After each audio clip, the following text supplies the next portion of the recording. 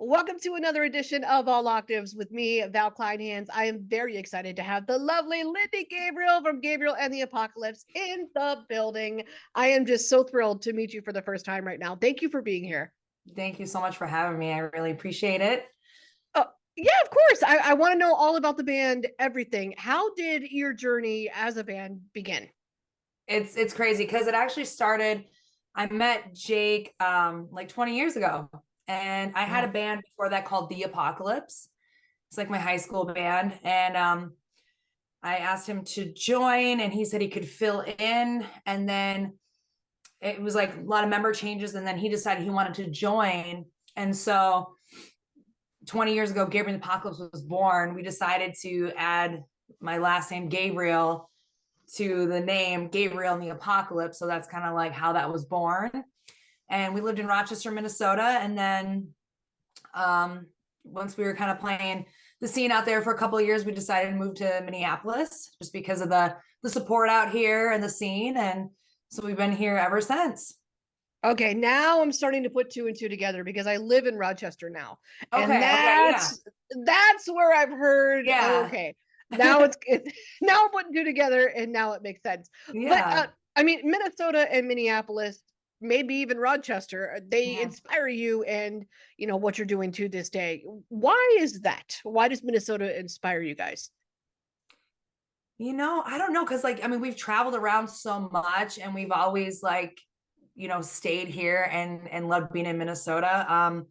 I don't know. I think for me, just being like a writer, I like the season change and Yeah. it kind of changes my mood and my outlook and just like, so it that kind of inspires me a lot, like the change of season and I think too, like just the support that we've had here and the following we've had here, it's been so welcoming and we love everyone. So it's just been, it's like, well, we're gonna stay here. So Yeah, why not? Go where you're right, loved. Absolutely. right. Well, and tell me about Blunt Force Drama. I've just heard a little bit of it today. I love it so far. Thank you. Yeah, it's our first, I guess, release since kind of the whole COVID thing and everything. Because when that was going down, we didn't tour. We released like a remix EP just to try to keep new content out there, And like Jake kind of wrote it, and then our producer John Wheeler worked on it with him, and we had our studio drummer track the drums, and besides that, like Jake and John kind of did all the other tracking on it. And I was just so excited to release something new and fresh. And it was just kind of like in your face. And that's kind of what I wanted to come out with initially, since we hadn't released anything for a while and hadn't played shows for a while, that I wanted it to be like this big punch, So It yeah. worked. I love the Yeah. video too. What Thank caught my you. attention, what caught my attention about the video though was definitely the dogs. Are those your dogs? Those are my dogs. Yeah. Dude, I Yep. love them. Are they mastiffs? They're huge. Yeah, one's an Italian Mastiff, one's an English Okay. Mastiff. And they're getting older and I'm like, I've always wanted them in a video. And it just kind of worked out that I'm like, this is the video they're gonna be in. It was That's hard though to cute. keep because like it was hard to like keep them, because they were so excited, there's people in the room and everything, and one's taken Oh. off, and then what, it's like, and then because I wanted him to look all badass, and it's like, oh, Dillinger, the darker one, oh, he's just looking cute right now, it's like shit, so but we made it work though. That's the trouble with dogs. They're cute no matter what. You can Yeah, have just a big honking mean looking dog, but they are who yeah, they are. Yours are exactly. obviously pretty friendly, and I love that. Yeah.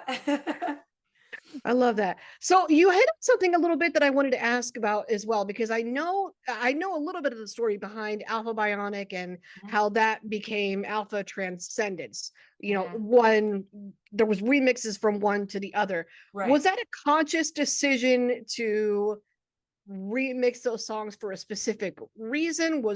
Were you just wanting to put new content out, or did you feel like, I think I want to do these again? I think I just want to do a take two with something Um, that maybe I wasn't super happy with the first time. we had kind of discussed a remix EP, but it was just kind of a discussion. And then once COVID happened and we could no longer go out and promote Alpha Bionic, so it kind of cut that time short. That is really crucial when you're promoting a record and you're out there touring. And we put so much into that record, and it was like a shame that it's like it all came to a halt. And so we thought like maybe it'll breathe like new life to it, or it'll still get the attention that it deserves if we do some remixes. And so what we did was we just kind of reached out to some of our friends, like, you know, Sin from Ministry and John Wheeler, who's our producer, and so on, who was on it. Like Rick from Mushroom Head, he did a remix. We just asked, would you be interested in doing a remix? And you guys can decide what song you want to do. So it was kind Nice. of a surprise. They like decided which one, and then they like sent it back to us, and then it just kind of became what it is. So that explains why Blunt Forest Drama, I got the Ministry vibes from it. I got the Nine Inch Nails vibe from it. Are those two of your influences, or are there more? Yeah, no, I would say, I mean, definitely Nine Inch Nails has always been one of my favorites. And yeah, in Ministry, and just like, you know, adding that industrial flavor in the keyboards and the synth. I just like, you know, really like that element. And that's something too that like John Wheeler helps us with too in writing, you know. But that was definitely like the sound we were kind of going for that. But I mean, we do have like a broad sound, because then we have songs like Behind the Sun or Bleed Me Ocean that are like completely opposite. But because we, you know, I like a good acoustic ballad too, you know. Yeah. And I like other artists, like, you know, PJ Harvey is one of my favorites, and, you know, Shirley Manson, and so on. So we definitely have a wide range of influences, definitely. Yeah, I totally hear it. And when it comes to Alpha Bionic, I know that lyrically it consists of ideas of what humanity might look like within the next 30, 50 years, somewhere Mhm. around there. And humanity has seen a lot since that album even came It's out. crazy.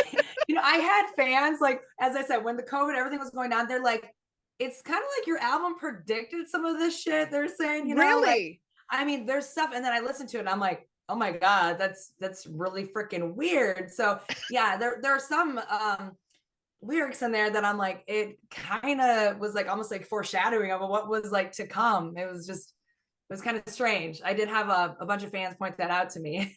It's kooky. Well, so has your idea of what humanity might look like in that time changed since you put that album out? I think so, definitely, because I never thought like in my life we would have all experienced what had happened. Mhm.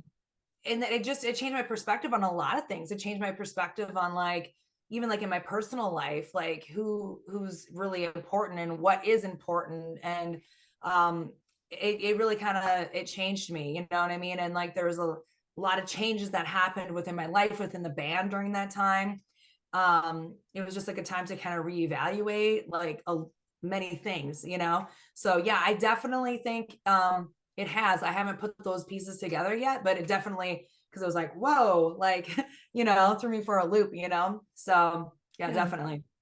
I've thought about it too. And sometimes I sit there and think, man, I hope it doesn't get uglier before it gets better, but I have a Mhm. bad feeling that it might. Like I have a bad feeling there might be some more Yeah. fighting, particularly politically, before we actually Yeah. see any change.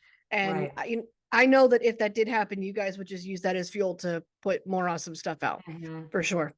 So, as if you're not busy enough, I just saw you release a new collection for your brand at Pink Noise Collections. I Tell me did. about Yeah. that.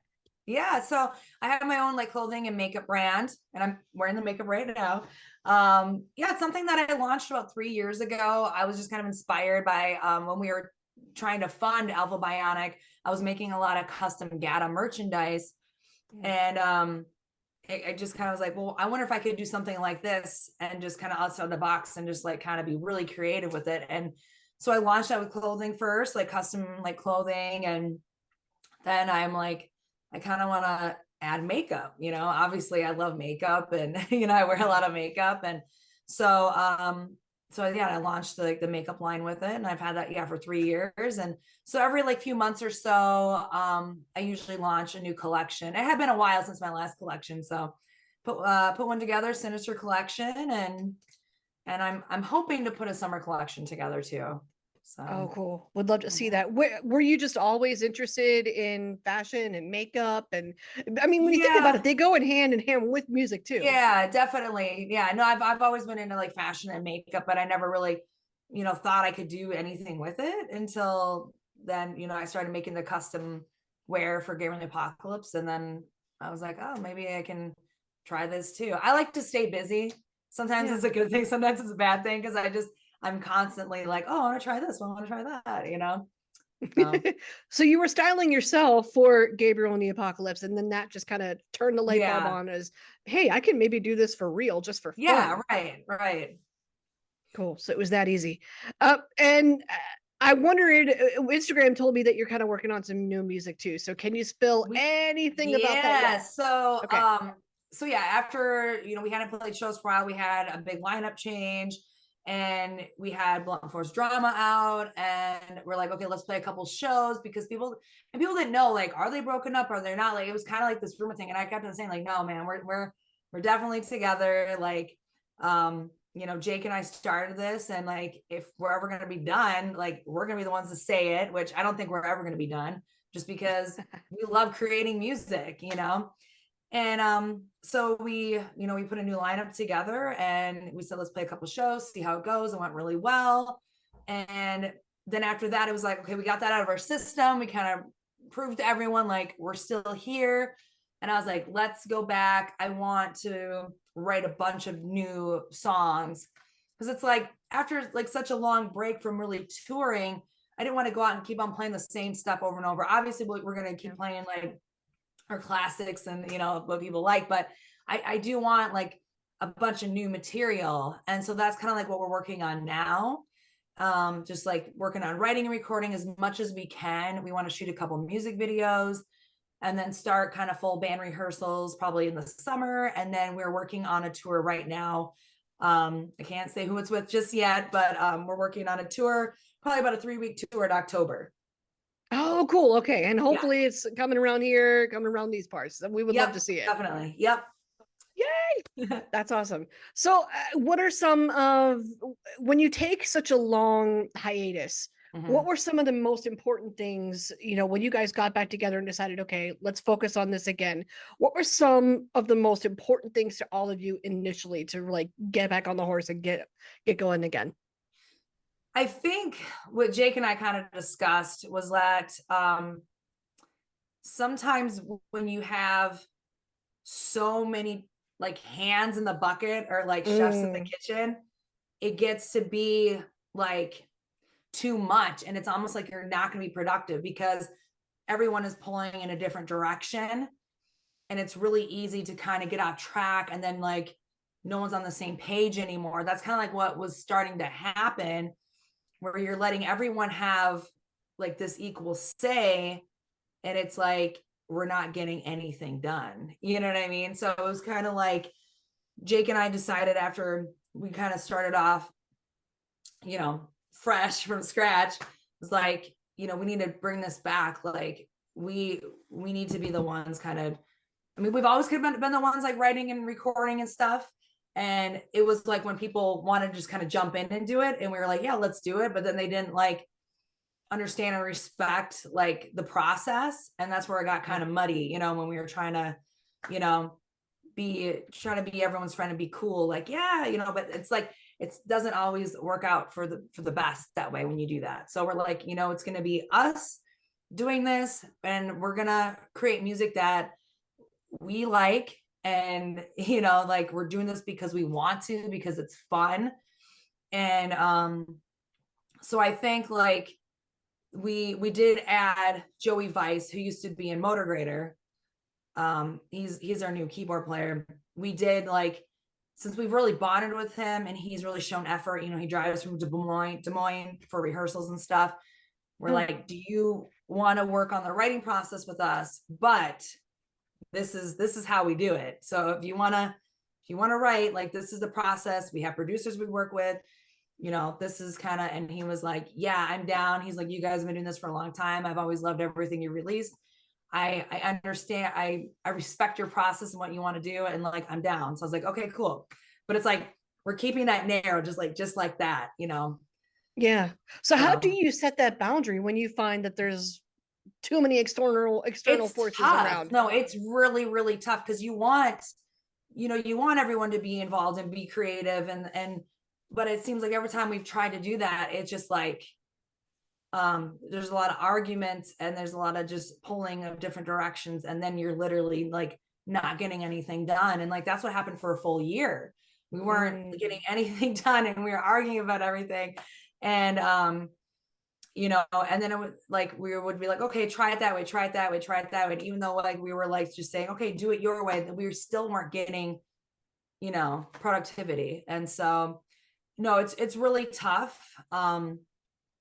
It's really tough because like then you need everyone to work in a timely fashion too. So if you're waiting for months on things, you're just like, then you got to be like, hey, if you can't get this done within this time frame, I'm just gonna go get it done then. And that's kind of what we've done many times. Yeah. So I'm the work ethic is definitely there. I mean, we can all see it. And I love that you keep your fans updated on social media too. Is that you? Are there people behind you? That's me. All right. That's me. Yep, definitely. So I Cool. try my best to, keep everyone updated and, message people back the best I can. And, I love having, like, that's one of my favorite parts, is having this like personal relationship with like our fans and people that have supported us. And because if we didn't have that, we wouldn't have anything. It's really tough at the level that we're at, to like keep this train going, and for so long, for so many years. And like, if we didn't have that support, it would, it'd be almost impossible. Yeah. Is it fair to say that maybe social media was helpful in that regard to keep you connected and to I keep think so. you? Yeah, definitely. In that regard. Yeah, definitely. Mhm. Yeah. So is that why maybe it's important to you now? You've seen the benefits of it? Yeah, no, for sure. For sure. Cool. And you've probably, I mean, you've been together so long, you probably have seen the evolution of that as a band. Like, has it changed in how you reach your fans within that time? Now it's, largely social media. Now it's largely streams. Has that changed in your time as a band, or is it still that's still predominantly what you do? I think that's pretty much like what we do. I kind of started with like MySpace. Like, I would Yes. individually message everybody and be like, hey, come out to my show. And like, people started coming out. We started getting these big crowds. I was like literally personally messaging everybody. And yeah, so that's kind of like where it started. And I still have a lot of those fans from like, yeah, MySpace days. So no, it definitely is a great tool. And I think when we started touring a lot too, I think that's when we really saw growth in like our fan bases, like through touring. Yeah. And if you were to tell a younger band, maybe just getting started, what the secret to that longevity is, what do you think you would say? It's really funny because Jake was talking to his brother about just like the music business and this and that. And he's like, his brother just kind of wanted to know about, just the gist of it. And Hmm. Jake's like, so in law, in like basically short terms, it's kind of stupid to be in a band because like honestly, it's really it's tough. It is really tough. And um it's financially too. It's like things cost, so much money. And if you want to do tours, like it's money. So it all really boils down to like money, Yeah. especially nowadays, because there's an oversaturation of bands. And so if you want to get on like a good tour, it's really who has the bigger pockets to get on that tour. It's not even really Mm. about like talent, like it kind of like back in the day, probably like in 92, if Nirvana wanted to have a band go out, then like they picked the band that they wanted because they wanted to lend a hand and help them, and they believed in them. And it's not like that anymore. Like I've had big fucking people in the business that are like, I can make you huge. You have $100,000 to give me, and I can make you huge. So it's really, Yeah. it literally comes down to money. As if most people just have $100,000 laying Yeah, around. I'm just Like, like, come oh, on. okay. But yeah, it's not like how it's like, well, I believe in you, and I'm gonna get you there, and then I'll cash out. So Right. it is really tough. And like, so as I said, for us, it's like we're doing it because we love doing it and it's fun. And as long as it continues to be fun, and we want to keep creating like that, we're just going to keep doing it. And yeah. And I would just say too, like, to the younger bands, like, don't go into debt, because it's Yeah. easy to go into debt. And you know Yeah. yeah. And take it one day at a time and keep going. Yeah. Well, Lindy, thank you so much. We're so excited for all the new stuff to come. I can't wait to see. And thank you so much for being with me and hanging out with me. Yeah, thank you so much. It was nice meeting you.